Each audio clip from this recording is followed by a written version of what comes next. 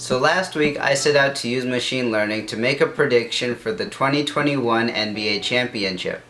Since then, I've researched the different machine learning models and played around with the NBA API. Right now I think the best way to do this would be to use linear regression to predict how much each team will score. Now, I'm pretty new to machine learning, so if anyone out there is watching and has any suggestions, I'd love to hear them. To do this, I'll be using past data and performance to predict how much each individual player will score.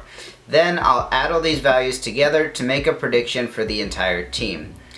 I will be looking at free throws, 2-pointers, and 3-pointers made, but if you want to see more of the specifics, I'll be linking my GitHub down below.